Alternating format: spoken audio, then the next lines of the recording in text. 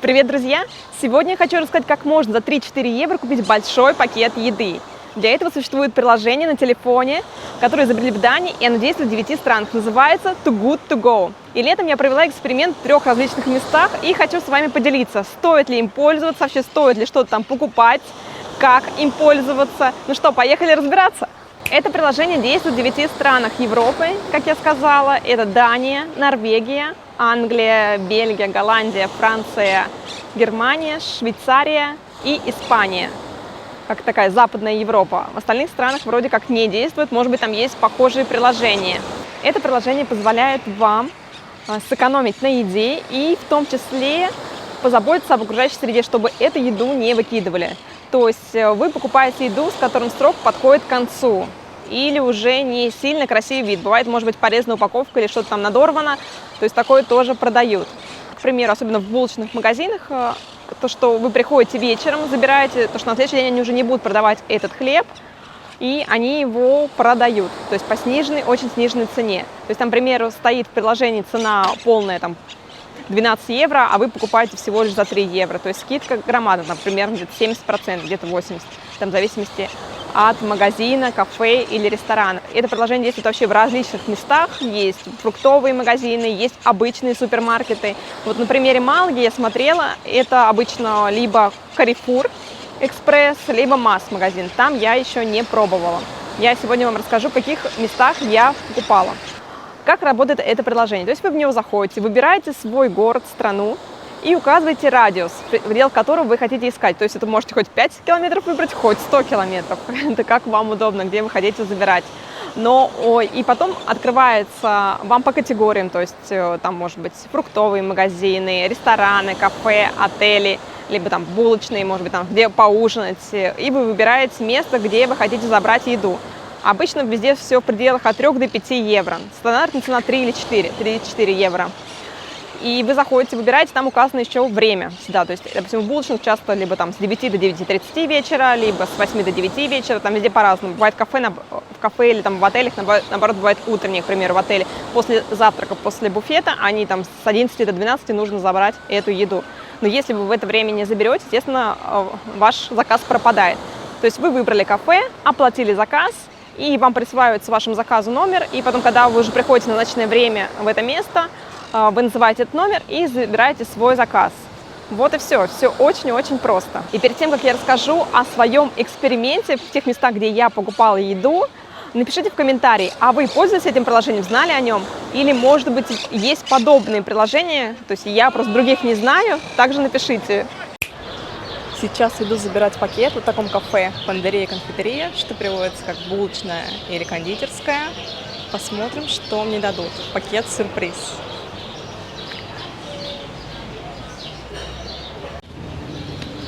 Смотрите, вот это, похоже, десерт. Обычно так упаковывают, не знаю сколько их. И вот такой громаднейший пакет. И это все за 4 евро.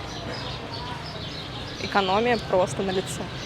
Начнем вначале с большого пакета. Вот он. Смотрим, что тут есть. Так, первое. Что у нас тут? Громадные такие булочки 2. Это моеты, типичные для провинции Малага. Следующее смотрим, что там. 2 пончика, даже 3. 3 пончика, вот такие донатс.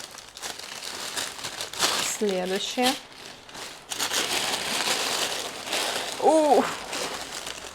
Смотрите, вот хлеб. И такой же примерно 2 батона. И вот еще громадный пакет. Что там за хлеб? Там, короче, много вот таких типичных белых булок, которые любят испанцы. Их тут порядка... Нет, 2 такие булки и еще... Сейчас я вам все покажу.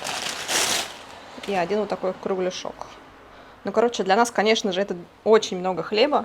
Мы столько не едим, особенно белого. Ну, на работу муж отнесет, и без проблем они там все съедят. Испанцы очень любят хлеб, едят его везде, совсем. Ну, а теперь перейдем к самому интересному. Этот пакет, он точно со сладостями. Испанцы всегда вот так упаковывают, никакого пластика, все бумажкой. Очень сложно там порвать красиво. Так, что у нас тут? Это просто какая-то калорийная бомба. На что это похоже? Давайте вот так поближе. 3 вот одинаковых пирожных. Какой-то похоже, вот это, наверное, донатс или что-то такое. Это какой-то тоже пончик. И типа тортика. Конечно, мы тоже это все не съедим, но угостим. Конечно, столько калорий. Но если посчитать, что все это, вот эти сладости плюс весь хлеб за 4 евро, просто неоценимо, потому что каждый такой десерт обычно, ну, может быть, 2 евро стоить, ну, минимум 1,5, где-то 2 евро. А если в обычных кафешках, то десерт стоит уже где-то 4, 3, 4, 5 евро. Зато не пропадает еда. Так мы помогаем планете.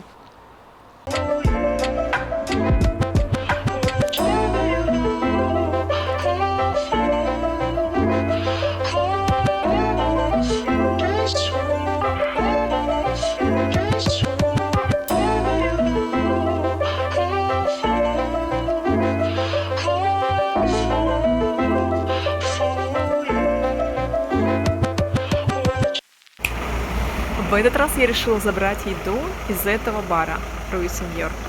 Сейчас попробуем, что нам дадут.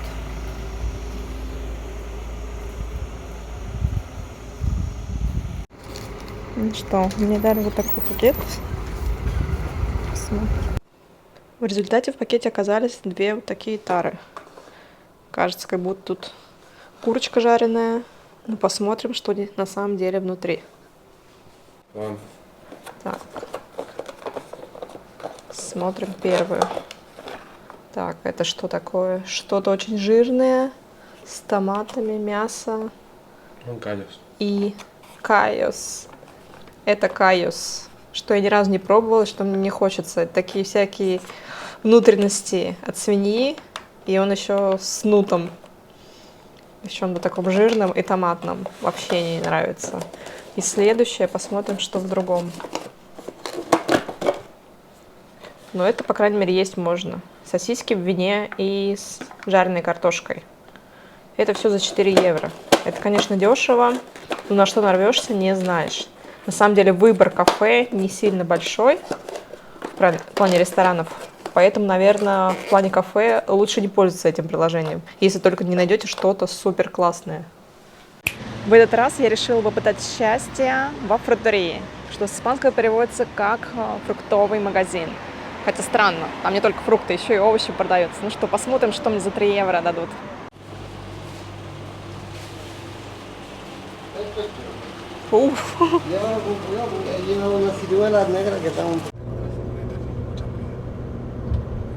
Сейчас я вам покажу, что же в этом волшебном пакете, который весит очень-очень много, в самом деле. Бананы, конечно, они такие уже на последней стадии. На самом деле они просто темные, но они не мягкие, хорошие. Много перцев зеленых. Что тут есть еще?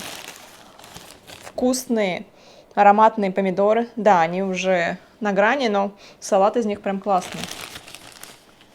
Сливы прям очень хорошие, спелые. Что тут есть еще? Персики вот такие.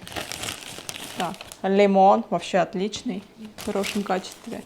Вот это кагоес называется на испанском, там такой вид салата. Его я, честно говоря, не люблю, он очень такой простой. Вот эту вещь я тоже не люблю, лук-порей. Что еще есть? Еще есть груши, вообще отлично. Громадная капуста. Я просто не буду себе доставать, иначе тут у меня... Тут даже есть апельсин, груши, другие персики видно. Лук. Да, лук. Да, апельсины очень странно получается в августе. Реально очень много апельсинов, вообще все хорошие, вообще все отличные. И у этого, когда я выбирала фрутерию, я смотрела по отзывам, то есть там у каждого магазина есть свой отзыв. И тут было по оценке 4.2 из 5 возможных, то есть это очень хороший отзыв. Не знаю, кажется, максимально я видела где-то 4.4, может 4.5 у некоторых. Хотя не всегда на это можно ориентироваться. К примеру, испанцы очень любят фастфуд еду, например, какие-нибудь всякие донатсы, пончики и так далее. То есть если вы в Фондерии увидите, что у них там 4.5, не означает, что вам это очень понравится. Например, по фрутериям, я думаю, это стоит. Реально достаточно все хорошее. Некоторые, да, уже на последнем сроке, но тем более, если на большую семью, вообще все отлично. Вообще, еще это не один день тут простоит, что-то можно заморозить, вообще прекрасно. Я считаю, фрутерия – это, наверное, один из лучших вариантов для использования этих пакетов. А, допустим, панадерию, то есть булочные, это уже на любителя. Там кладут слишком много-много хлеба. Да, бывает хороший хлеб, бывают вкусные десерты, но если у вас всего в семье 1 или 2 человека, то это слишком много, куда это все девать? То есть только замораживать хлеб, но если, допустим, на большую компанию или на большую семью, это очень-очень удобно, я считаю, потому что хлебных и булочных тоже большой-большой выбор, и можно с удовольствием иногда этим пользоваться. И вот это все, вот это удовольствие за 3 евро, представляете? Очень-очень дешево и выгодно. Плюс не выкидывать всю эту еду. Мне кажется, классно. А вам как? Если вы пользуетесь этим приложением, тоже напишите в комментарии, как вам оно. Напишите ваш опыт, что вам попадалось, что вы пользовали, и даже тут какой-то момент игры, потому что ты всегда не знаешь, что тебя ждет, что ты получишь в этом пакете. Ну и мои выводы об этом приложении. Конечно же, зависит от места. Самый прикол, что вы не знаете, что вам попадет, пока вы ни разу там не закажете. То есть так же, как и я. То есть если вы попробовали, вам понравилось, то можно продолжать. Если нет, то делайте выводы. Тем более каждый раз может отличаться. Даже в одном и том же кафе, к примеру, там той же булочной, то что какой хлеб останется или какие пирожки, такие вам и поставят заказ, а не то, что каждый раз одно и то же. Так же, как и с фруктами и во всех других местах. Вот в супермаркетах я еще не брала, возможно, там может попадется хороший набор. Это все нужно пробовать. И также с ресторанами нужно очень аккуратно. Если вы знаете, что в этом ресторане вкусно готовят, возможно, повезет. Но если видно, что это кафе устанавливает заказ именно после бизнес-ланча, скорее всего, еда там будет попроще. И не ждите каких-то изысков, тем более за такую цену 3 евро. Надеюсь, мое видео оказалось вам полезным, вы знали что-то новое. Не забывайте ставить лайк, подписываться на мой канал. И увидимся в следующем видео. Адьос, пока!